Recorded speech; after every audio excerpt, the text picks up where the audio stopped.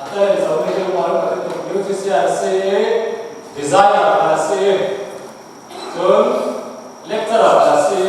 Siapa lecturer tak tersiap loh di sepi kena loh dia kata sambil kita cakap. Lecturer tu tu loh berarti.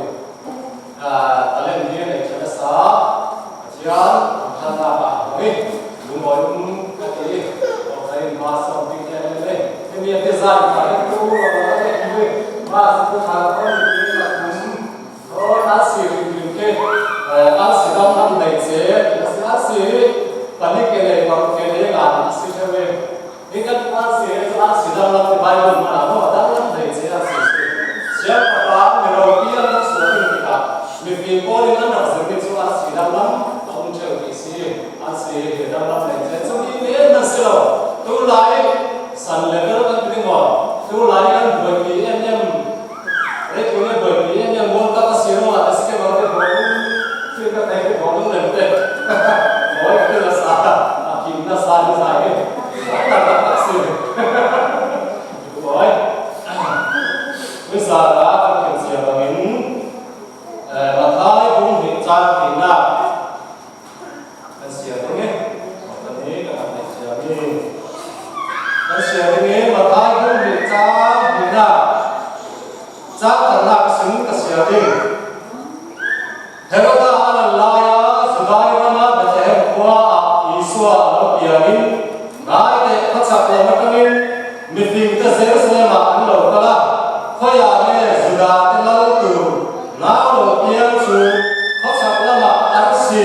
Dan mua amat sebaik bukuin. Allah kala ni kita.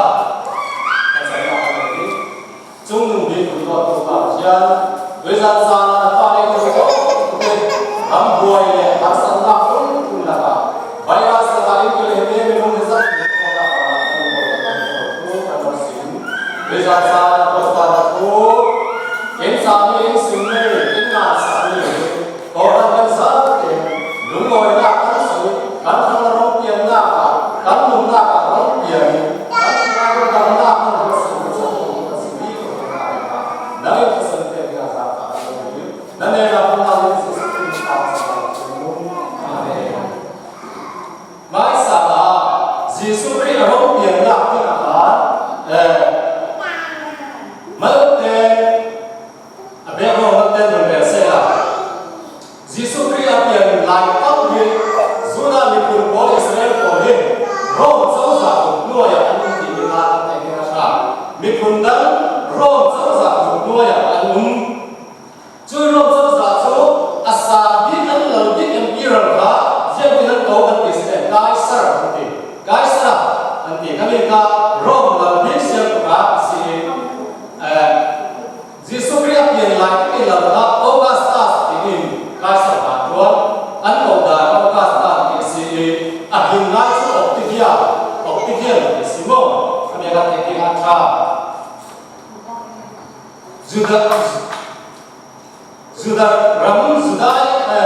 Judah mikun poju Roma jauh jauh dua yang si kai Roma jauh jauh dua si Ram kete ancen pile kete mo hati kete ancen akari Judah Ramun ka Herodin Herod ka bukan lo si Judah Ramun bukan lo dia kan Herod ane Heroda ane amat Heroda dia na Heroda aku ya kasi dia lo macam tikan dengan bek kasi ya kan asal layakan mid lu koi nak di kahol sai zerto tak mocai zura ni pun boti lu koi nak di ba an Jerusalem ni an temple ka kau pi tu saksal athom ka saksal cumi ro akan robi takin acar bai ke jodi zura ni pun bole lu koi so tadi ka atum ni ka asme jela dia ko na asna athom role ni char Arong diklepan Herodai kau nak atunding dia atunding. Aku boleh dengan Yesus kali ini kita lihat kai Heroda doi kita asal tim puro te. Nendu akan relai aku kau nak. Jun judaran su Rom jauh dua ya. An kohar morka Heroda sini. On kia pilat ini ka Israel bermak. Saudara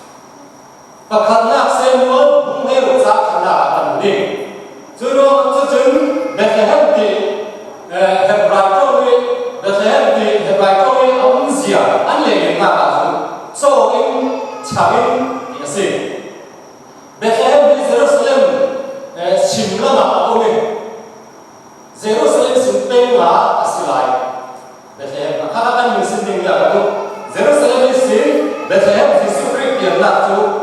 tên ngai ha slai chun hi Bethlehem Jesu Christ pian nak wa hi tifin riek si an ta ka pi thong ni samai sa se ni ni ka be ro ka thai ka tu lai ni se Jesu Christ arong pian ding he siang ti sin sin thok ke se le khi na Isaiah na buange Jeremiah na buange Mika kali na buang be so lai ka kali na buang Mika na buang do kum salim do wa Jesu Christ arong swa kami ka hatan hu sin ding ya do kum zai ka ka bu ka Jesu Christ arong ka arong swa ke Jeremiah buang do kum za kum nuwa arong swa hito ke Bethlehem koi aswa ding ni mikpi ori na lak su ni ka to na sia ni ka mikpi ori an lak su ni ta mika ni ka buan ni ka mika bung na na ka buan ni ka Bethlehem la zai na Bethlehem kwa Krista pian na tur bu ma so ta an ni chuan ta ma ka kan Judai na Bethlehem kwa pia tu na ni hat yang zo le Asia ka na Bethlehem Judai na ni Judai na ma ko ji na ite da top lo ki ta ka mika ni na na bu ma na ta ni bu an kami ya puan su kum selit tu wa Jesu Christ arong so ni si an Jesu Christ arong so di si ni ka atam na sin an sia ka pi no ni Jesu Christ ka di si se so na ni rasul ka ni ka kan thai le ni ya do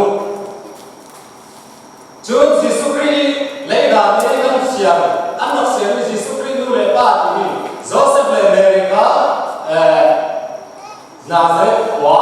ya si ama Jesu Christ ta Nazareth ko ni ya tiang Yes, kita Nazareth wa si Bethlehem tengka ita akan fiksi Jesu Christ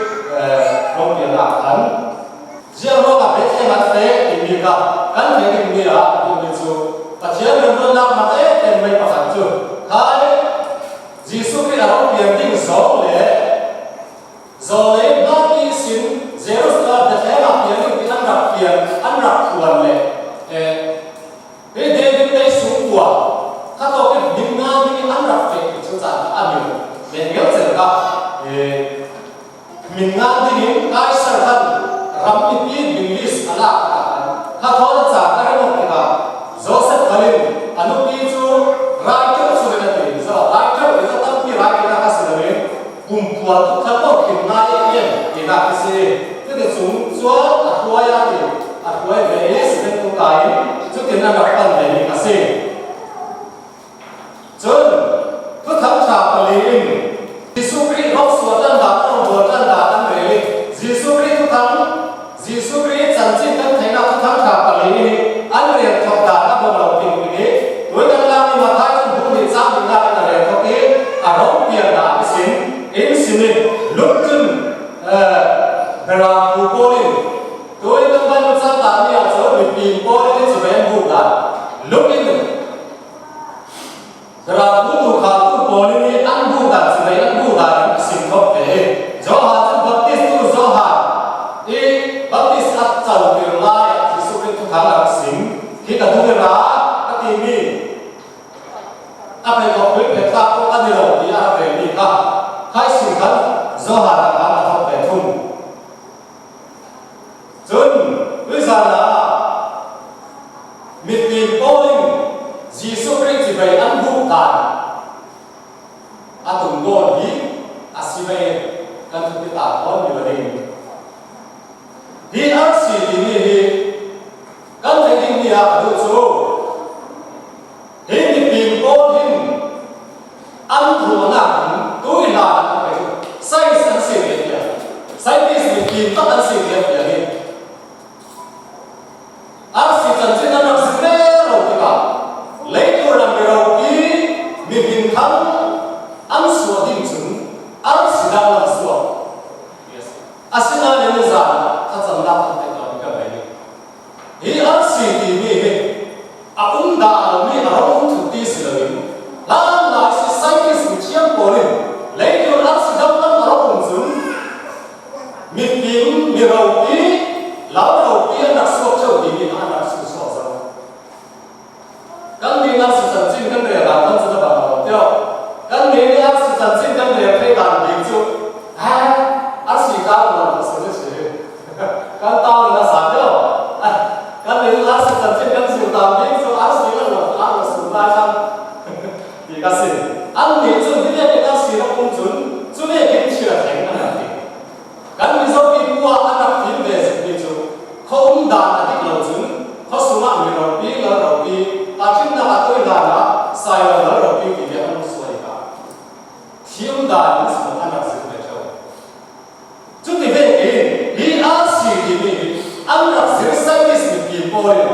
bắt thùng biết ăn rạc mà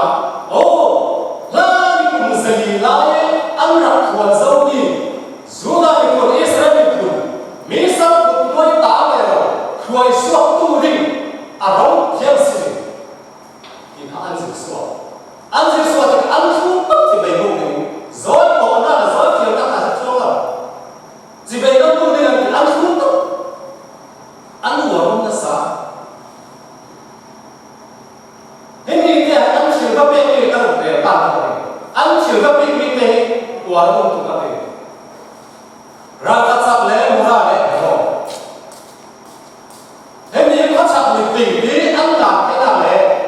riêng cái gì Bible được chiêm bồi Abraham như xem thì thế nào thì mình ăn được gì đấy Bible được chỉ rằng là tôi mình kiếm một thùng bón ăn thì mình tìm bón lại đi Jesus Christ thì vậy ăn vung nào đi ăn vung kiểu gì cả Afrika rasuasi, dia misal. Afrika rasuasi, Afrika rami kia, kami cing nai info man kulu tuksi, di mana ni misal. Kami kini si, Yesus Kristus dia le, zoi, kau hasilai, Yesus Kristus, Israel pun bol, Israel pun rumah tu ding lalu arau suara bersekian situ, dan pun kan này mi liên quan đến sự bệnh vô tình thì ăn chịu cái là tu ăn làm suy chiếu trà này bình thắng mình là mấy này cái gì xí đâu sai cái gì mình bắt mình ăn bộ lệ ăn tiền rất mất xí đâu Jesus Christ ăn mãi không mất xí đâu giống như vậy cũng cả ăn mì trong Israel lắm kiểu như là đủ lúc khi mà ta đã xuống lấy cùn đồng tôi điều kiện là kami ramu di Israel pun, misal kita tahu semua ini, pasti beda kita. Orang semua informan, bukan Israel. Namun mereka ini mau pati, kandung zaman kita tahu orang ini kan? Ina pesan ini lah, sudah kan ini. Tahu tidak? Alam. Pasien mai pasien sedih bukan. Orang kaya kita tahu orang ini. Kami baca seperti itu. Bagaimana? Dan lain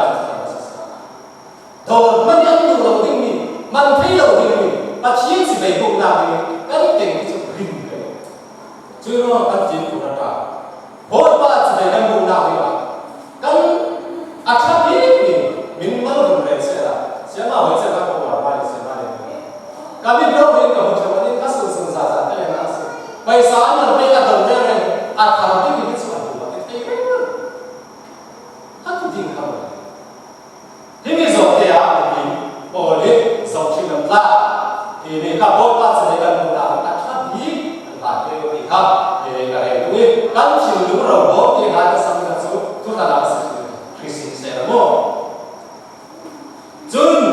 ăn phê mình tìm một ăn phê đi ăn xì dầu ăn phê làm cái sẽ rất thật khó theo Jerusalem không yên luôn luôn đi ăn tất tâm từ cũng phát sinh của các thứ biết rằng thế là bao giờ ăn mù bê ăn tìm ra ăn suy xua đấy đi ăn xì trên người đầu tí mình thắng rong suốt những kỳ thầy nó tiền để vào người không ta giờ nó sự chiến rồi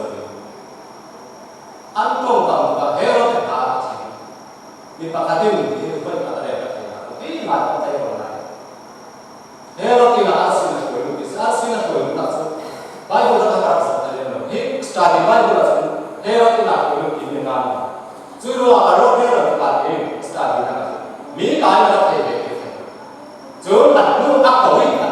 để áp tối mất khá là sự xa như thế câu phần sửa lại các tầm cái tuổi trong những sinh tộc đại thầy gắn tiền trong những sinh tộc đại thầy câu phần sẽ lên rồi câu phần thì bảo đại thầy cũng trông thấy thì mình chỉ nói là anh đi làm thế là nhiều ý mình sẽ hai nào khác cùng thì nào thế cùng thì quên mất rồi xin đi ta sẽ làm gì asina pasien tua cùng ta đi gì sẽ nói là mình là ăn sườn chỉ ăn gì sẽ nói là mình là ăn đồ chỉ đâu chứ chúng ăn phải đi vào cái ăn gì ăn thì ta sẽ ta Jesus Christ là nó ta đi chỉ phải ăn đủ cái này ăn để chịu trả ăn với cái của nó cũng giản là kan này kan chim lung azat athagi ni kan te kan này ni lang sim acha ka ti ni hoi pai ne la te se ha an sa si voi ne lo kan ma ni ka te ko te ne sa ti su voi ta zo ma ka te lo su aning aham le si do bazar ne ko te lo lo ti fi te an ta ta ne lo ti ni sa ko yu ta si ka ya kan lo han sa sa tu ma sa Bitin mo bagi kan na Yesus sin at habi mi kan sa ite kayo si bayo na kan mo kayo ika usan sa ko sa tu Yesus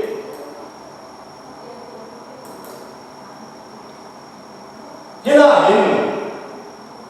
bitin mo so kan si at huway Yesus Kristo pian na ka at huway sige an na ni an ani an nama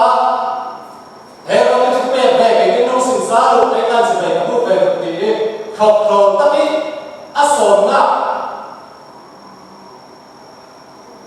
vasim no lo ding an ye lo le mun ta lo ni an fe he mi ya no te kan tu bi thon mi lo lo sa ka re ku ma ku ni chu luk kan si su re khian na lo ve ka mi ka no te ku san sa na le ve ku ni tu tai pa ni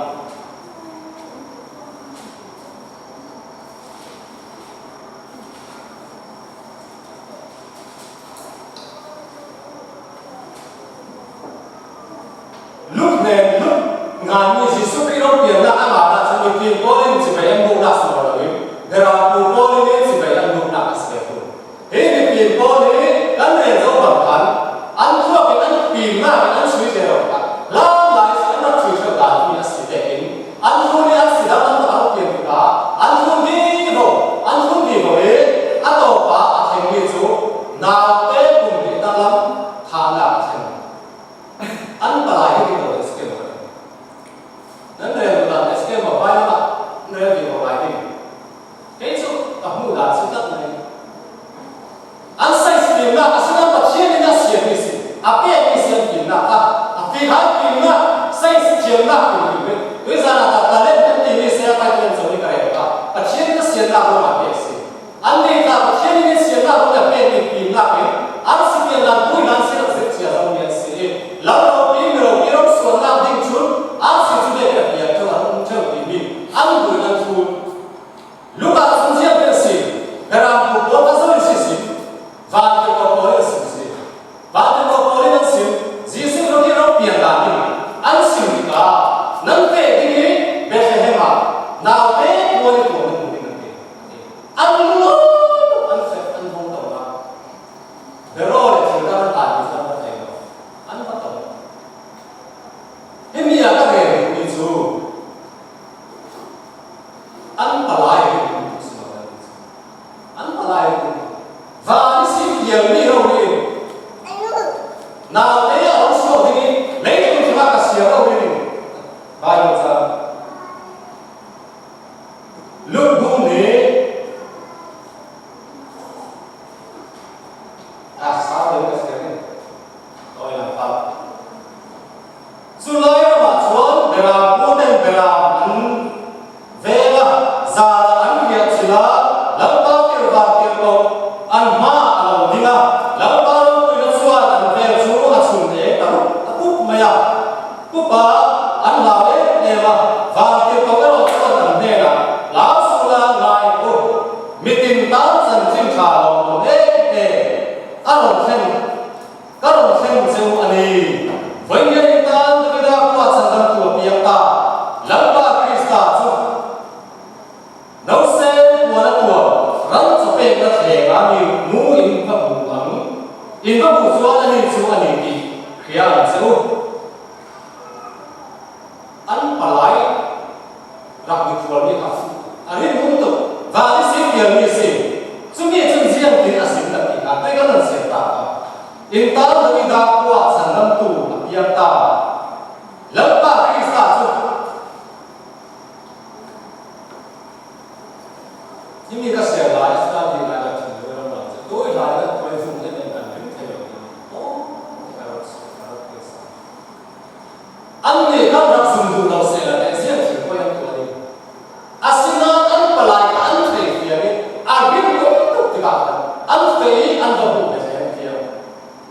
nào thế có đến chỗ nó không cả chỉ vậy cho nó Arab thì cái gì đấy bà lái thì nhiều người căn mà chiếc thu gần nào rồi căn thu kia thôi thì mình nói lên mà đang quay cái đầu căn mà chiếc thu gần nào thu rồi thì căn chịu thế rồi Jesus Christ in gần nào thu căn không có biển đi cross sẽ chỉ là biển thu à tắc rồi in xỉu rồi amen đi rồi anh ấy là người có tài năng và lại là cái của mình amen cái năng của mình làm thế để đủ anh em đã có phần để được số hai mươi nghìn cổ hóa đã lại xin được biết à sự chân chính là sự tu hành si cho nên mùa này đến sẽ có tham đầu biết tham số hình tình hiện này anh thấy là phần cùng dây lại ở bên trong mình do lấy đi à còn chỉ là điều đó ô Israel có đủ số tu linh và số hình si thì thu tại vì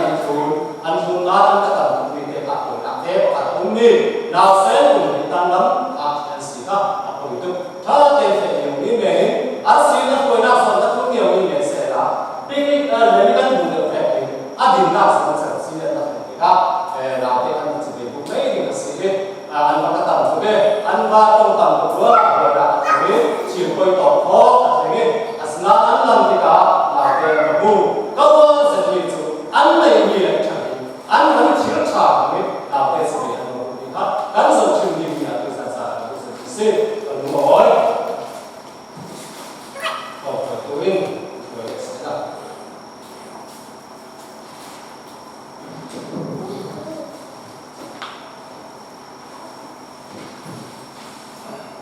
Tuhan Tuhan,